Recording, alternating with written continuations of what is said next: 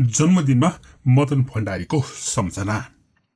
आज मदन भण्डारी जिउँदो भएको भए उनी 69औं जन्मदिन मनाइरहेका हुन्थे। तर भण्डारीको मृत्यु 2050 साल जेठ 3 गते चितवनको दासढुङ्गामा भएको रहस्यमय दुर्घटनामा भएको थियो। सो दुर्घटनापछि सो घटनाको वास्तविकता पत्ता लगाउनको लागि बनेको छानबिन समितिले पनि सो घटनाको सत्य तथ्य बाहिर ल्याउन सकेको थिएन। अहिले राष्ट्रपति भवनमा उनकी पत्नी विद्यादेवी भण्डारी देशको सर्वोच्च पदमा आसीन छिन् राष्ट्रपतिको रूपमा। अनि उनका मित्र केपी शर्मा ओली देशको प्रधानमन्त्री छन्। उनकै पार्टीको बहुमतको सरकारले देश हाँकिरहेको छ। तर पनि त्यो रहस्यमय दुर्घटनाको कसैले छानबिन गर्ने आँट गर्न सकेको छैन। यो जस्तो ठूलो विडम्बना नेपालमा अरू के हुन सक्छ होला?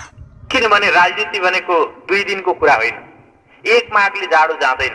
विक्रम सम्वत 2009 साल असार 14 गते ताप्लेजुङ जिल्लाको ढुङ्गेसागुमा जन्मेका मदन भण्डारीलाई सम्झँदै नेकपाका नेता विष्णु रिजालले ट्विटरमा यस्तो भनेका छन्।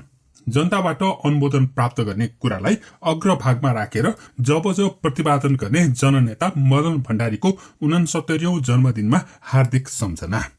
41 वर्षको छोटो जीवन र जम्मा 3 वर्षको सार्वजनिक जीवनमा उहाँले निर्माण गर्नुभएको व्यक्तित्व, छवि र मानक नेपालको राजनीतिमा सायदै कसैले उछिन्न सक्ला। दिएको संविधानमा दिएको सम्मानको आधारमा राजा त्यही भित्र यदि सीमित भएर रहने हो भने हामीलाई राजासँग त्यस्तो विशेष आपत्ति हुने छैन भन्ने कुरा मैले भनिरहेको बेला म के कुरालाई मनमा राखिरहेको छु भने भोलि अर्को कुनै शक्ति सामन्तवाद, दलालोकशाही, पुँजीवाद र साम्राज्यवादको रक्षा गर्ने मुख्य शक्ति बनेर आउन सक्छ र त्यो चाहिँ हाम्रो आन्दोलनको मुख्य शत्रु बन्न सक्ने। त्यसो हुनाले मूल शत्रु बदलिन्छ आन्दोलनको दौरानमा। मूल शत्रु बदले पनि परिस्थिति बदलिएको छैन भने अर्को जुन मूल शत्रु आउँछ त्योसँग हामीले हाम्रो लडाईँलाई जारी राख्नुपर्छ।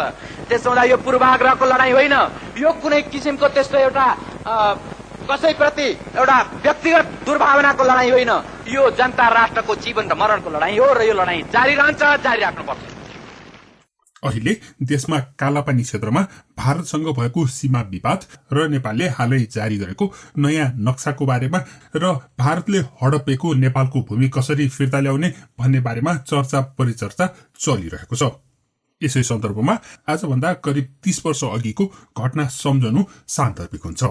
विक्रम सम्वत 2049 साल चैत्र 24 गते प्रतिनिधि सभामा महाकाली नदीमा निर्माण गरिएको टनकपुर परियोजना बारे बोल्दै गर्दा मदन भण्डारीले देशको 1 इन्च भूभाग पनि अर्को राष्ट्रलाई दिन सकिँदैन भनेर नेपालको अडान प्रस्तुत गरिरहेका थिए। कानूनहरूलाई हेरेर र अरू कुनै नियमावलीहरूलाई हेरेर पनि हामी भन्न सक्छौं मुलुकको कुनै पनि त्यस्तो व्यक्ति वा निकाय छैन जसले यो मुलुकको 2.9 हेक्टर मात्रै होइन 1 इन्ची जमिन मात्रै पनि कुनै अर्को वैदेशिक राष्ट्रलाई दिन पाउँदैन र त्यो ढंगले दिने कुनै प्रावधान छैन।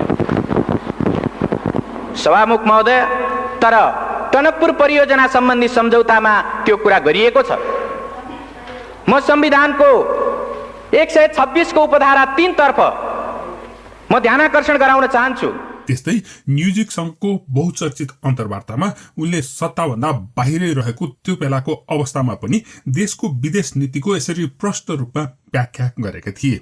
उनले भनेका थिए, हामी चीन र भारतसँग राम्रो सम्बन्ध कायम राख्न चाहन्छौं, न प्रो चीन न प्रो इन्डिया।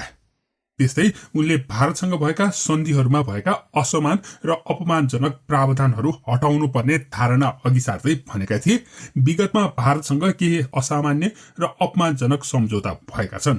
उनले ती सम्झौताहरू सच्याउनु पर्ने बताएका थिए। यी सबै कुराहरूले मदन भण्डारीको हत्या गर्ने षड्यन्त्रमा विदेशी शक्तिहरूको हात रहेको पनि आशंका गर्ने गरिन्छ। यो भिडियो तयार गर्दै गर्दा सृजना सिंहको सम्झना पनि प्रस्तुत गर्न लायक लागेको छ। उनले मदन भण्डारी जुन साल बित्नुभयो बजेटको अघि राजाबाट नीति तथा कार्यक्रम सम्बोधन हुन्थ्यो। दमनाथ ढुङ्गाना दाईसँग गणेशमान बा लगायत परिवारलाई नै निमन्त्रणा गर्नुभएको थियो। त्यसैले म पनि परिवारसँगै गएको थिएँ। सिट प्लानमा म एउटा दुब्लो पातलो महिलासँग परे, परिचय भयो, विद्या पाण्डे भन्नुभयो। तर को भन्ने चिनिन। निलो फुलबुटे जापानी साडीमा हुनुहुन्थ्यो। पछि सकेपछि अष्टलक्ष्मीहरूसँग गएर बस्नुभयो। त्यसपछि पो हेक्का भयो, ए उहाँ त विद्या भण्डारी भनेर। मदन भण्डारीजी मात्रै साथीहरूसँग आउनुहुन्थ्यो हाम्रो घरमा, उहाँसँग परिचय थिएन मेरो। पछि उपनिर्वाचन हुने भयो, उहाँलाई पार्टीले उम्मेद्वार बनायो। उहाँ त एकाएक सेतो सारीमा देखे, म त छक्क परे। किशोनजी हार्नुभयो, उहाँ जित्नुभयो। तर मनमा खड्केको मलाई यस्तो झुटको राजनीति। 69औं जन्म जयन्तीको उपलक्ष्यमा हार्दिक श्रद्धासुमन आदरणीय मदन भण्डारी प्रति।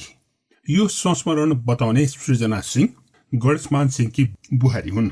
उनी कांग्रेस नेता प्रकाशमान सिंहकी श्रीमती हुन्। आफ्नो नीति त पञ्चशीलका सिद्धान्तहरूको आधारमा हामी भारत, चीन लगायतका अरू सबै वैदेशिक मुलुकहरूसँग हामी सम्बन्ध राख्न चाहन्छौँ, मैत्रीपूर्ण ढंगले सम्बन्ध राख्न चाहन्छौँ। यो सिद्धान्तको रूपमा हामीले सुस्पष्ट रूपले अघि सारेको कुरा हो। र जहाँसम्म भारत र चीनको सवाल छ, दुईटै ठूला छिमेकी मुलुकहरूसँग परम्परागत ढंगको मैत्रीपूर्ण सम्बन्ध हामी कायम राख्न चाहन्छौँ। यसको साथसाथै भन्नै पर्ने कुरा के हो भने विगतमा जुन असमान र अपमानकारी ढंगका सन्धि सम्झौताहरू हाम्रो मुलुकसँग भएका छन्, तिनीहरूको पुनरावलोकन गरेर असमानता र अपमानको पक्षलाई हटाएर हामी तिनीहरूको नवीकरण गर्ने पक्षमा छौं। यसै सन्दर्भमा मैले मदन भण्डारीको अन्तर्वार्ता र उनले गरेका भाषणहरू समावेश गरेर बनाएको एक प्रस्तुतिको सम्पादित अंश फेरि पनि प्रस्तुत गर्दैछु। चितवनको दासढुङ्गामा आज मदन भण्डारीको 69औं जन्मदिनको दिनमा मदन भण्डारी तत्कालीन नेकपा एमालेका साथसाथै उनको मृत्युको सत्य तथ्य बाहिर आओस् पनि रहस्यमय छ र यसबारेमा विभिन्न शंका आशंकाहरू हुने गरेका छन्। धन्यवाद। अहिले देशको सर्वोच्च पदमा आसीन भएकी राष्ट्रपति विद्या भण्डारी तिनै मदन भण्डारीकी श्रीमती हुन्। त्यस्तै सोही पार्टीका प्रधानमन्त्री केपी शर्मा ओलीले अहिले देशको शासन सत्ता आफ्नो हातमा लिइरहेका छन्। 2/3 बहुमत प्राप्त अहिलेको केपी ओली सरकार नेपालकै इतिहासमा सबैभन्दा शक्तिशाली सरकार हो। यस्तो बेलामा पनि मदन भण्डारीको बारेमा अनुसन्धान नहुनु र त्यसको बारेमा सत्य तथ्य पत्ता लगाउन प्रयास नहुनु आफैमा एक रहस्यमय कुरा मानिएको छ। कम्युनिस्ट पार्टीले प्रजातान्त्रिक अभ्यास गर्नुको अर्थ कम्युनिस्ट पार्टी चल्नै नसक्ने रहेछ भन्ने निष्कर्षमा पुग्नु हुँदैन।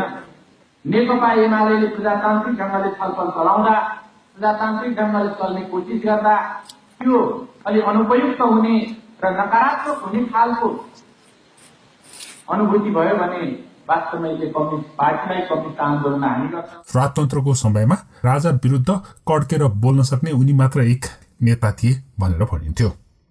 अन्तर्राष्ट्रिय पत्रिका न्युजविकले उनलाई नेपालको कार्ल मार्क्स भनेर पनि नाम दिएको थियो। त्यसै कारणले उनी विदेशी गुप्तचर एजेन्सीहरूको आँखाको तारो बनेको भनेर पनि कतिपयले विश्वास गर्छन् र उनको हत्या गर्नमा विदेशीहरूको पनि हात भएको आशंका गरिएको छ। तर सत्य तथ्य पत्ता नलागेको हुनाले कसैमाथि औँला उठाउन भने अहिले सकिँदैन। नेपाललाई स्वतन्त्र सार्वभौम धर्मनिरपेक्ष जनताको जनवादी गणतन्त्र घोषित गरिनेछ। शक्ति पृथकीकरणको सिद्धान्तको आधारमा संविधानले व्यवस्थापिका कार्यपालिका र न्यायपालिकाको व्यवस्था गर्नेछ। निर्वाचित व्यवस्थापिका सभाले ऐन कानूनहरूको निर्माण गर्नेछ। संविधानले मानव अधिकार र जनताको मौलिक प्रजातान्त्रिक अधिकारहरूको ठोस प्रत्याभूति र सुरक्षा गर्नेछ। संविधान अनुरूप बहुलवादी खुला समाज कायम गरिनेछ। संविधानको सर्वोच्चताको आधारमा लोक कल्याणकारी संवैधानिक राज्य व्यवस्थाको स्थापना गरिनेछ। शासन प्रणाली संविधानको मर्यादाभित्र सबै राजनीतिक पार्टीहरूलाई राजकीय निकायहरूमा शान्तिपूर्ण ढंगले प्रतिस्पर्धा गर्ने स्वतन्त्रता रहनेछ। निश्चित समयमा स्वतन्त्र, निष्पक्ष र शान्तिपूर्ण रूपमा आवधिक आम निर्वाचन गर्ने प्रणाली कायम गरिनेछ। व्यवस्थापिका सभामा बहुमत प्राप्त राजनीतिक पार्टीले सरकार गठन गर्ने र अल्पमतले विपक्षको भूमिका खेल्ने संवैधानिक व्यवस्था कायम गरिनेछ।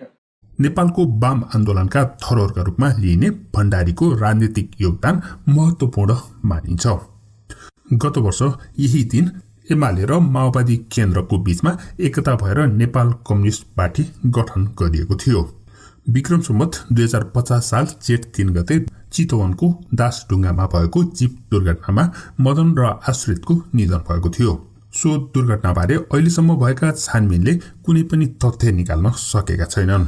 दुर्घटनाको साक्षी एवं जीप चालक अमर लामाको समेत हत्या गरिएपछि उक्त दुर्घटना अझै रहस्यमय बन्न पुगेको छ। कम्युनिस्टहरू नागरिकबाट चुनिएर सत्तामा पुग्नुपर्छ भन्ने मान्यताका पक्षपाती भण्डारीले जनताको बहुदलीय जनवादको विकास गरेका थिए। देशको राष्ट्रपति नै मदन भण्डारीकी श्रीमती विद्यादेवी भण्डारी भएको भए पनि उनले पनि सो घटनाको छानबिन गर्न तदारुकता नदेखाएको आरोप लाग्ने गरेको छ। संविधानमा दिएको सम्मानको आधारमा राजा त्यही भित्र यदि सीमित भएर रहने हो भने हामीलाई राजासँग त्यस्तो विशेष आपत्ति हुने छैन भन्ने कुरा मैले भनिरहेको बेला म के कुरालाई मनमा राखिरहेको छु भने भोलि अर्को कुनै शक्ति सामन्तवाद, दलालोकरशाही, पुँजीवाद र साम्राज्यवादको रक्षा गर्ने मुख्य शक्ति बनेर आउन सक्छ र त्यो चाहिँ हाम्रो आन्दोलनको मुख्य शत्रु बन्न सक्ने। त्यसो हुनाले मूल शत्रु बदलिन्छ आन्दोलनको दौरानमा। मूल शत्रु बदले पनि परिस्थिति बदलिएको छैन भने अर्को जुन मूल शत्रु आउँछ त्योसँग हामीले हाम्रो लडाईँलाई जारी राख्नुपर्छ। राजा मान सम्मानलाई उपभोग गर्दै किनारामा बसे बक्सियोस् महाराज, हात नलम्काई बक्सियोस्, आँखा नचम्काई बक्सियोस् र आफ्ना सण्ड मुसण्डहरूलाई नचलाई बक्सियोस्। र यदि सण्ड मुसण्डहरूलाई नै चलाउने हो भने, यदि सण्ड मुसण्डहरूलाई नै अगाडि लिएर आउने हो भने महाराजले नै श्री पेज उतारेर सिंहासनमा राखेर मैदानमा नेता भएर आउनु पर्यो ताकि प्रतिद्वन्दिता गर्न सकियोस्। आज मदन भण्डारीको 69औं जन्मदिनको दिनमा उनको आत्माको चिर शान्तिको कामनाका साथसाथै उनको मृत्युको सत्य तथ्य बाहिर आओस् भन्ने पनि कामना छ। तपाईको कामना कमेन्टमा लेख्नुहोला। धन्यवाद।